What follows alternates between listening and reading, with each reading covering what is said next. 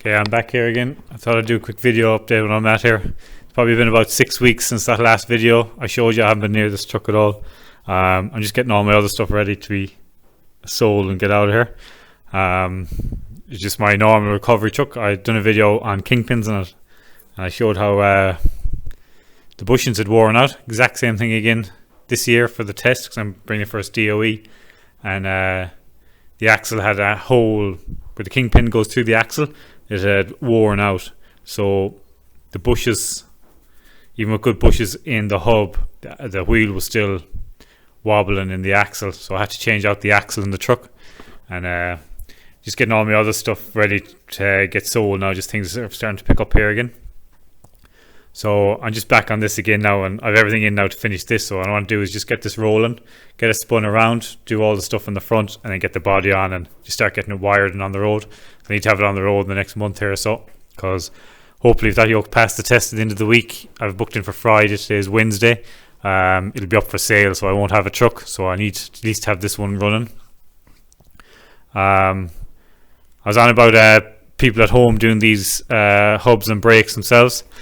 These 65mm nut, they have to be torqued up to 450 Newton meters. Most people won't have a torque wrench to do that, so just keep that in mind. It'll have to be borrowed or bought. So what I'm doing is I'm just torquing up the far side here. I'm going to do that seal and just get the bits back thrown back on here.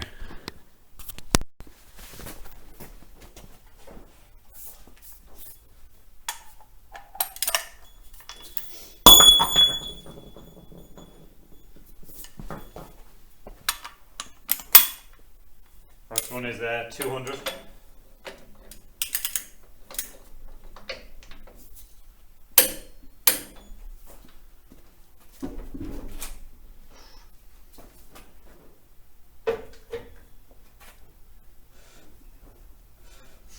I'm going to take that off again. I bought cheap brakes and had a problem. Far side was perfect, like a normal set of shoes, but there's a thick shoe and a thin shoe, and on the thick shoe, whenever they coated it, it's like someone pushed their finger into the, or something fell into it and made a dent into the brake pad, the shoe bit, and around it there was a high spot, and there's about 3 or 4 high spots, and I had to actually sand the shoe down to get it to fit.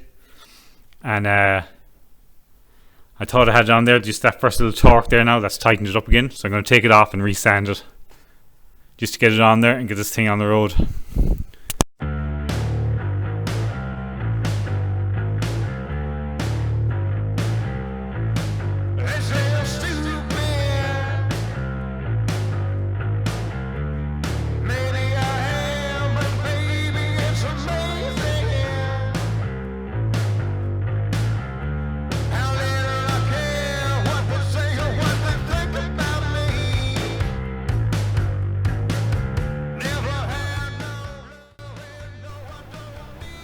What I take off there was just take that off. I gave that that shoe a little sand down, and that's on there going now again.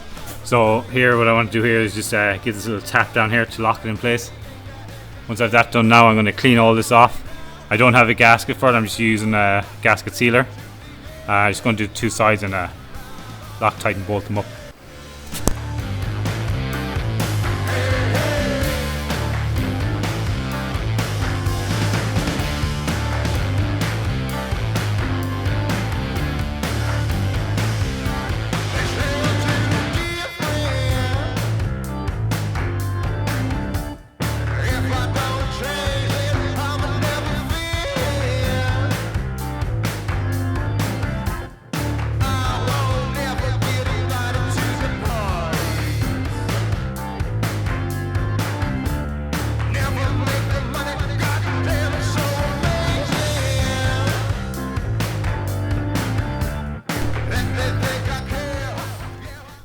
I should let this dry a bit before torquing it up, but I just don't have time. I forget what time it is now. It's coming up like 8 o'clock, I'd say. So I just don't have time to mess about with this too much.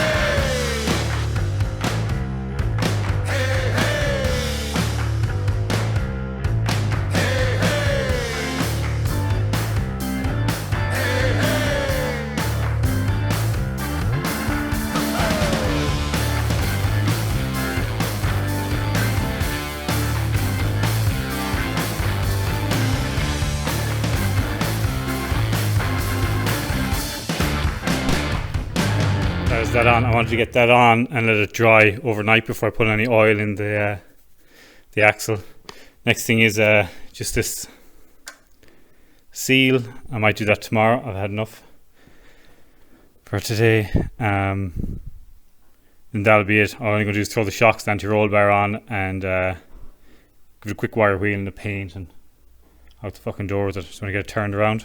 I have a couple of welding jobs I need to get done in here, so I just want to be able to get this thing moved.